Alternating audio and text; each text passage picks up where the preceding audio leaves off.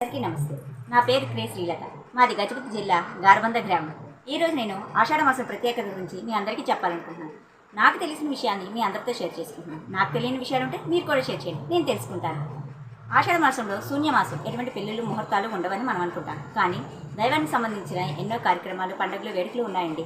వాటన్నిటి గురించి మనం తెలుసుకుందాం. ముందుగా నేను ఈ విషయాలను చెప్తున్నాను. ఇలాంటి అవకాశం నాకు ఇచ్చిన వాసవి గారికి నా ధన్యవాదాలు. ఇలాంటి ఒక వీడియో చేస్తున్నాను. ఇలాంటివి విఘ్నాలు కలగకుండా మీకు అర్థమయ్యే విధంగా బాగా చెప్పాలని కోరుకుంటూ ముందుగా విఘ్నేశ్వరుని తలుచుకుందాం. సర్వ విఘ్నవినాశాయ సర్వ కళ్యాణ హేతదే పార్వతీ ప్రియపుత్రాయ గణేశాయ నమో నమః. ఈ ఆషాఢ మాసంలో గురు పౌర్ణమి ప్రత్యేకత ఉందండి. దాన్ని వ్యాస పూర్ణిమ అని కూడా అంటారు. ఆది గురువు వ్యాస మహర్షి జన్మదిన సందర్భంగా వ్యాస పూర్ణిమ అని కూడా అంటారు. అలాంటి గురువుని గురించి కూడా మనం తెలుసుకుందాం.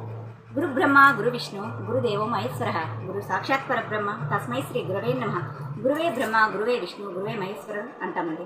అలాగే మన మొదటి గురువు మన అమ్మగారండి, మన తల్లి. కనుక మాతృదేవో భవ, పితృదేవో భవ, ఆచార్య దేవో భవ. అలాంటి ఆచార్యం గురించి కూడా మనం తెలుసుకుందాం. గురువు అంటే ముందు మీనింగ్ తెలుసుకుందామండి. గురువు అంటే గుణానికి అతీతమైన వాడు. ఎటువంటి రుగ్మతలు లేనివాడు. ఉన్నత స్థానానికి చేర్చువాడు గురువు అండి. మనకి ఒక్కొక్కరికి ఒక్కొక్క గురువు అంటే ఇష్టం ఉంటుంది. అదే పూజనీయులైన దైవ గురువు. ఒకరికి రాఘవేంద్ర స్వామి, దత్తాత్రేయ స్వామి, సుబ్రహ్మణ్య స్వామి, ఇలా అందరూ ఇష్టం ఉంటారు. దక్షిణామూర్తి. అలాగే ఎక్కువగా అందరికీ సాయిబాబా అంటే ఇష్టం ఉంటుందండి. అలాంటి సాయిబాబా విషయంలో చాలామందికి వాళ్ళ నిజ జీవితంలో ఎన్నో మిరాకలు జరిగి ఉంటాయి. అలాగే నా జీవితంలో నేను బాబాని నమ్మింది మా చిన్నతనంలో మాకు పాఠాలు చెప్పే మాస్టారు భూషణరావు సార్ అని ఉండేవారండి. అతని నిజ జీవితంలో జరిగిన ఒక సంఘటనని మాతో షేర్ చేసుకున్నారు. అప్పటి నుంచి నేను బాబాని నమ్ముతాను. ఆ విషయాన్ని మీతో ఇప్పుడు షేర్ చేసుకుంటానండి. మా మాస్టర్ గారు ఒకసారి బాబా గుడికి వెళ్తూ ప్రసాదంగా పాలజున్నుని పట్టుకెళ్లారండి. దాన్ని బాబాకి సమర్పించి భక్తులకు పంచిపెట్టమని చెప్పారు. ఆ గురువు గారు బాబాకి సమర్పించి మాస్టర్ చేతికి ఇచ్చి పంచిపెట్టమన్నారండి. ముక్కలుగా కోసి పంచిపెట్టమన్నారు. కానీ మాస్టర్ గారు తెచ్చిన ప్రసాదం చాలా కొంచెమండి. అది ముక్కలుగా కోసి పంచేటప్పుడు ఇంతమంది జనం ఉన్నారండి. అది లెక్కలో చెప్పలేమండి. అంతమంది భక్తులకి పంచుతున్నారే కానీ అది సరిపోద్దో లేదని అతని అనుమానం. కానీ పంచుతూ ఉంటే అక్షయ పాత్రలాగే అది తరగట్లేదండి. అంతమంది భక్తులు కూడా లాస్ట్గా ఒక్క ముక్క కూడా మిగలకుండా అంతమంది భక్తులకి సరిపోయిందండి. అది మిరాకిల్ బాబాదే అని మాస్టర్ గారికి అర్థమైందండి. అది మా మాస్టర్ మర్చిపోలేక మాతో షేర్ చేసుకున్నారు. అప్పటి నుంచి కూడా మేము కూడా బాబాని అంటే నమ్ముతానండి. ఇలాంటి ఏదైనా మిరాకిల్ మీలో ఉంటే కూడా మీ జీవితంలో ఉంటే మాతో షేర్ చేసుకోండి.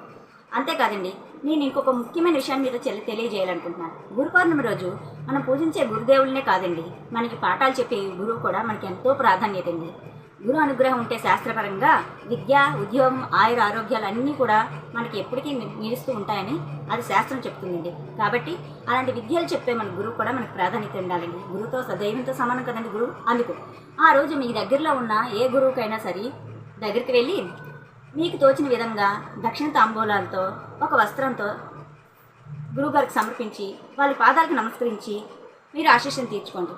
ఆశీస్సులు తీసుకుంటే మీకు మంచి శుభ ఫలితాలు సంభవిస్తాయండి. సో తప్పకుండా ఫ్రెండ్స్, ఇది అందరూ ఆచరించండి, సరేనా? ఇది గురువు గురించి అండి.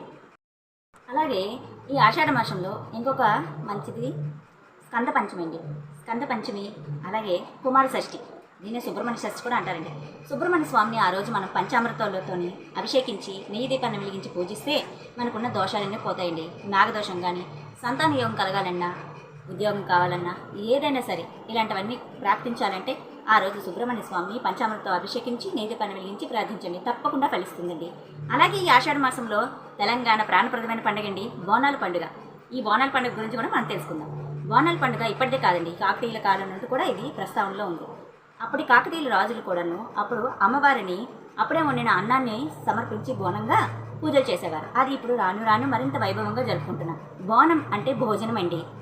అప్పుడే కొత్త మట్టి కుండని కడిగి శుభ్రం చేసి పసుపు కుంకుమతో అలంకరించి దానిలోన బియ్యం, పాలు, బెల్లం వేసి ప్రసాదాన్ని వండి దాని మీద జ్యోతిని వెలిగించి అమ్మవారికి సమర్పిస్తారండి. ఇది బోనాన్ని అండి.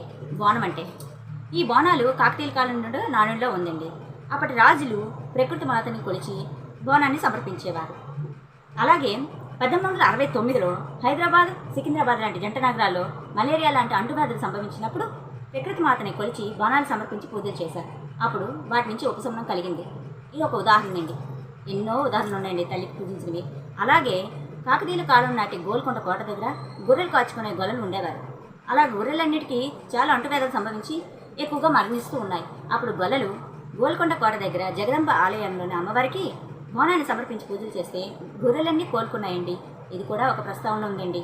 అలాగే ఇంకొక ఉదాహరణ ఉందండి, మెయిన్గా మీకు చెప్తాను.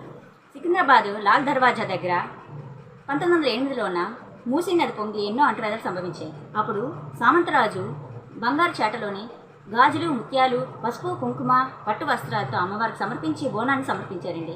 అలా పూజలు చేస్తే మూసీ నది శాంతించి అంటువ్యాధుల నుంచి ఉపశమనం కలిగిందండి.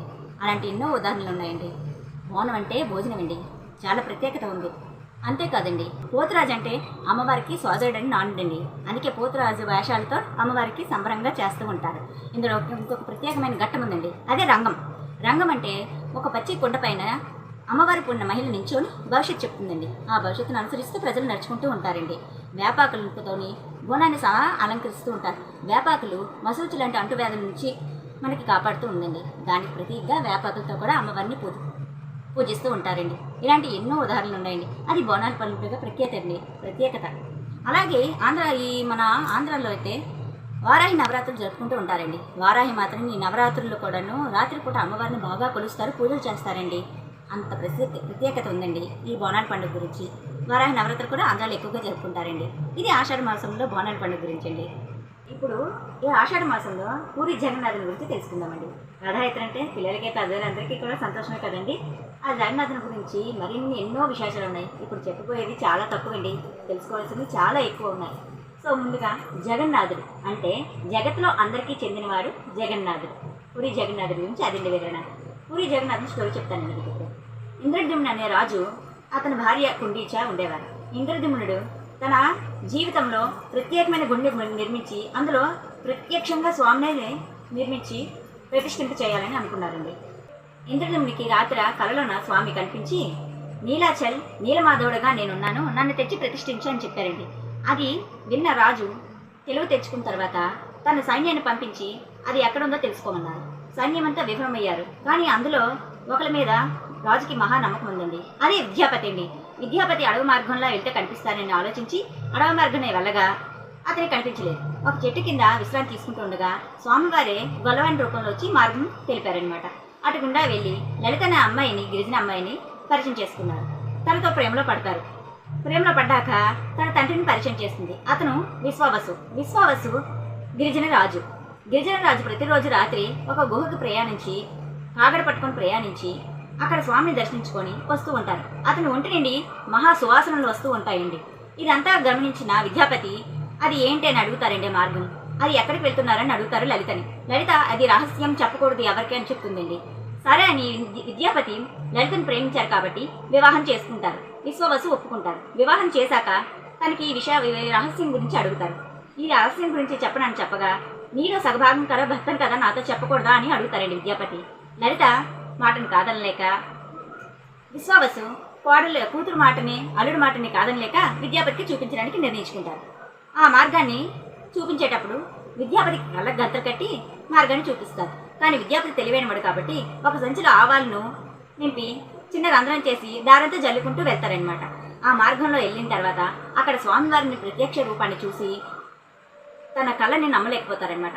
చేతిలో కమలం ఉంటుంది, కమలం కదులుతూ ఉంటుంది, కమలం పైన లక్ష్మీదేవి కదులుతూ ఉంటుంది. ఆ స్వామి నిజస్వరూపాన్ని చూసి ఆశ్చర్యభరితులవుతారు. ఈ అంతను రాజుకి తెలియజేస్తారు. రాజు సైన్యంతో వస్తారు.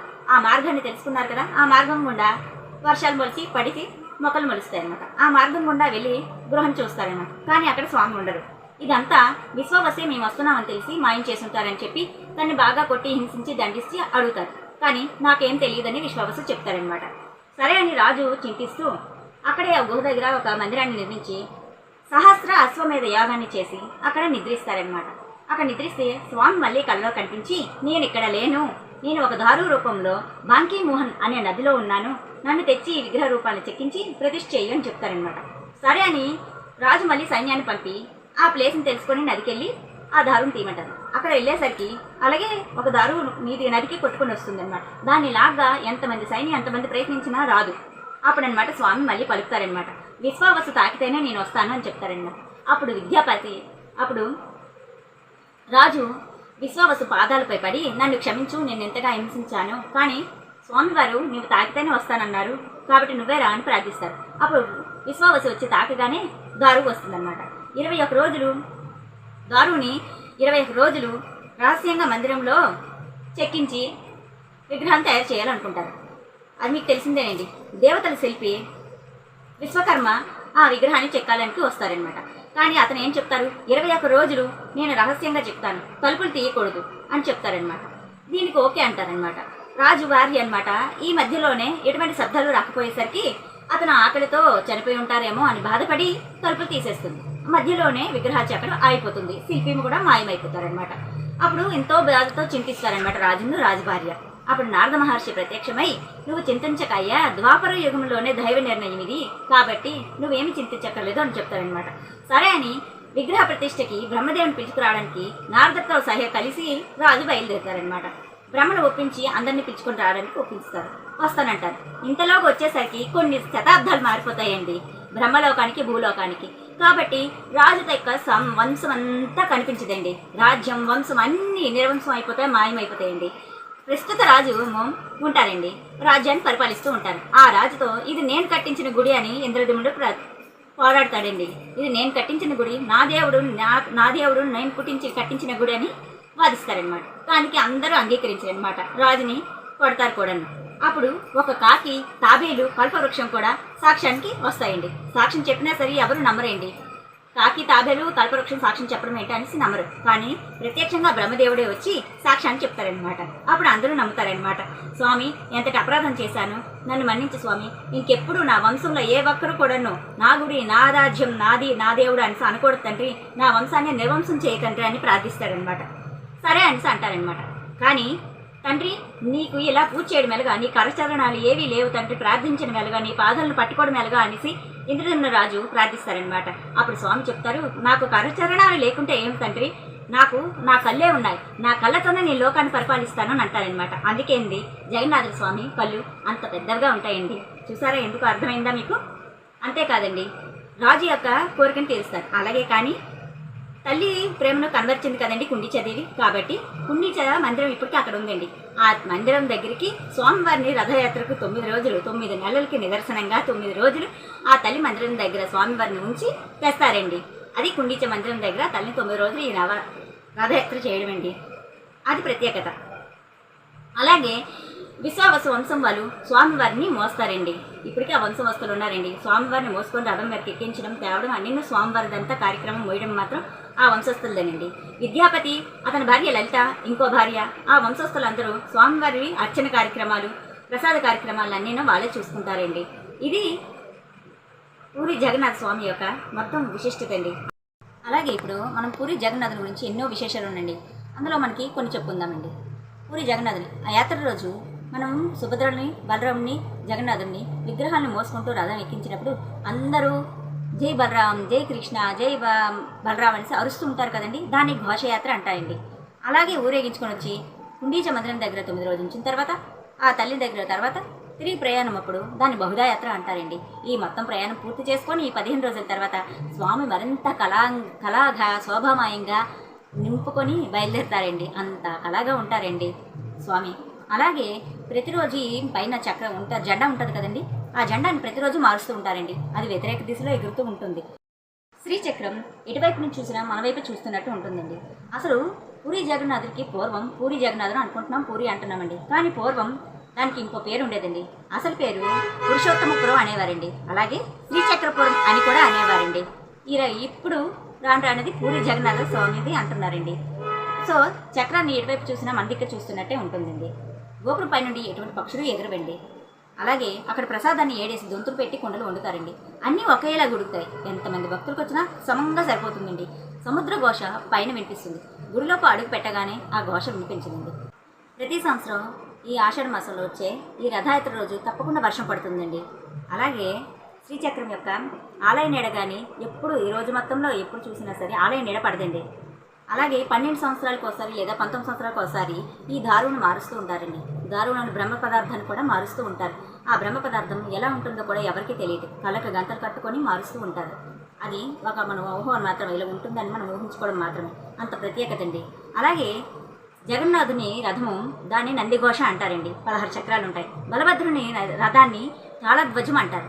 అలాగే సుభద్రాదేవి రథాన్ని పద్మధ్వజం అంటారండి. ఇన్ని విశేషతలు ఉన్నాయండి పూరి జగన్నాథుని గుండి. నాకు తెలిసిన విషయాలు చెప్పాను, ఇంకా చాలా ఉన్నాయని తెలుసుకోవాల్సినవి. అలాగే ఇప్పుడు ఆషాఢ మాసంలో వచ్చే గోరింటాకు గురించి తెలుసుకుందామండి. గోరింటాకు అంటే గౌరీ ఇంట ఆకండి. గౌరీదేవి పార్వతీదేవి ఒకరోజు చెలికత్తెలతో ఆడుతూ ఉండగా తన రజస్వల అయి తన రక్త బిందువు నేలను తాకి వృక్షం మొలిచిందండి. అది కొద్ది కాలంలోనే దినాభివృద్ధి చెంది వృక్షంగా మారింది. ఆ తల్లి ఆడుతూ ఆడుతూ ఆ ఒక్క ఆకుల్ని తెంపగా చెయ్యంతా రెడ్డగా మారిందండి. చెలికత్తెలు భయపడి పర్వతరాజుని పిలుచుకుని వచ్చారు.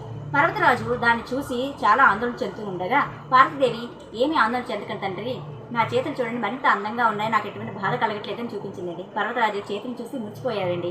అప్పుడు పలికారనమాట, ఇది స్త్రీల సౌభాగ్యానికి అలంకారానికి మరింత ప్రఖ్యాతిగాంచుతుంది అని పలికారనమాట. కానీ అప్పుడు కుంకుమ బాధపడిందండి. సౌభాగ్యానికి అన్నావు కదా తల్లి, నా ప్రాధాన్యత తగ్గిపోతుందా అని బాధపడిందనమాట. అప్పుడు పార్వతీదేవి అన్నదట, నీ ప్రాధాన్యతకు ఎటువంటి లోపం ఉండదు, నీది కుంకుమ కనిపిస్తుంది నుదుట, కానీ గోరింటాకు నుదుటను పండదు అని పలికిందటండి. గోరింటాకు సంవత్సరానికి ఒకసారి పుట్టింటికి వస్తుందండి, అదే పార్వతీదేవి ఇంటికండి. అప్పుడు అందరూ దాన్ని ధరించాలని కోరిందండి. అందుకే ఆషాఢ మాసంలో ప్రతి ఒక్క మహిళ ఆ గోరింటాకును ధరించాలండి. అంతే కదండి, శాస్త్రపరంగా కాదు ఆరోగ్యపరంగా కూడా గోరింటాకు ఎంతో ఉపయోగాలు ఉన్నాయండి.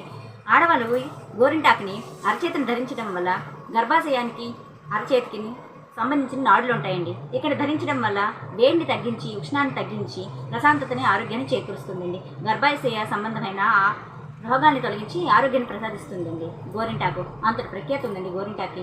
గోరింటాకు అంతేకాదండి, ఈ వర్షాకాలంలో మనం చేతులు ఎక్కువగా పని చేస్తుంటాం కదండి, నానుతూ ఉంటాం కాబట్టి గోలి పుచ్చుకోవడం, గోరుచిక్కుడు లాంటివి, కాళ్ళు ఒరుపులు లాంటివి వస్తాయి కదండి. అప్పుడు గోరింటాకును పెట్టుకోవడం వల్ల బాగా ఉపశమనం కలుగుతుందండి, వాటిని తగ్గిస్తుంది కూడా. అంతేకాదు ఆడవాళ్ళు జుట్టు ఎక్కువగా ఇంపార్టెన్స్ ఇస్తారు కదండి. జుట్టు రాలిపోకుండా పెరగాలన్నా, చుండ్రు లేకుండా ఉండాలన్నా, తెల్ల వెంట్రుకలు నల్లగా మారాలన్నా గోరింటాకుని పేస్ట్ని ఉపయోగిస్తూ ఉంటారండి. ఇది రెమెడీ అండి, నా ఫ్రెండ్స్ కూడా చెప్పారు కాబట్టి నేను చేయలేదు, కానీ నా ఫ్రెండ్స్ చెప్పారు కాబట్టి పాటించి చూడండి. కానీ బాగా వివరంగా తెలుసుకొని పాటించండి. ఇది గోరింటాకు గురించి అండి. అలాగే ఈ ఆషాఢ మాసంలో వచ్చే ఏకాదశి గురించి చెప్పుకుందాం. ఏకాదశి తొలి ఏకాదశి అంటారండి, అలాగే శయన ఏకాదశి కూడా అంటారండి. ఏకాదశి ఈ మాసం మాత్రం చాతుర్మాసాల వ్రతం చేస్తూ ఉంటారండి అందరూ. ఇప్పుడు విష్ణుమూర్తి శయనించి కార్తీక మాసంలో ఏకాదశిలో మేల్కొంటారని నానుడండి. ఈ ఏకాదశి తొలి ఏకాదశిని, శయన ఏకాదశిని, పద్మ ఏకాదశిని, దేవసేన ఏకాదశిని పేలాల పండుగని అంటారండి. పేలాలు తయారు చేసి స్వామివారికి సమర్పించి తింటే ఆరోగ్యం చేకూరుతుందని. అలాగే 2 మొక్కుల్లో చిన్న కథ చెప్తారండి మీకు. స్వామివారు విష్ణుమూర్తి 1000 సంవత్సరాలు పరాశరుడు అనే రాక్షసుతో యుద్ధం చేసి అలసిపోయి ఒక గృహలో నిద్రిస్తారు. అతను ఒంటి నుండి ఒక స్త్రీ ఉద్భవించి యుద్ధాన్ని జయిస్తుంది. అది చూసిన విష్ణుమూర్తి సంతోషించి నీకే వరం కావాలి కోరుక అంటే నేను పద్మ పూజితగా పూజలు అందుకోవాలని కోరుతుందండి తల్లి. అందుకే దీన్ని పద్మ ఏకాదశి అని కూడా అంటారండి. ఇంతటి వివరణ చూసారా? ఏకాదశి కూడా ఎంతో ప్రత్యేకత అండి. దీన్ని పురాణ పురుషులు కూడా ఎంతోమంది ఈ ఏకాదశి నోమును పాటించి మంచి ఫలితాన్ని పొందారండి. అంబరీషుడు లాంటి వారు పురాణ పురుషులు కూడా ఈ వ్రతాన్ని ఆచరించారు. సో చాలా మంచిదండి. అంతేకాదండి, ఇంకొక విషయం, పూరి జగన్నాథుడి 4 ధామ్లో ఒక ధామ్ అండి. చూసారా ఎంతటి విశేషతలు ఉన్నాయో? ఇదండి ఆషాఢ మాస ప్రత్యేకతలు. నేను చెప్పిన విషయాలన్నీ మీకు నచ్చినట్లయితే లైక్ చేయండి. మరిన్ని విషయాలు తెలుసుకోవాలంటే సబ్స్క్రైబ్ చేయండి. మీ బంధుమిత్రులన్నీ ఇవన్నీ తెలుసుకోవాలంటే వివరంగా షేర్ చేయండి.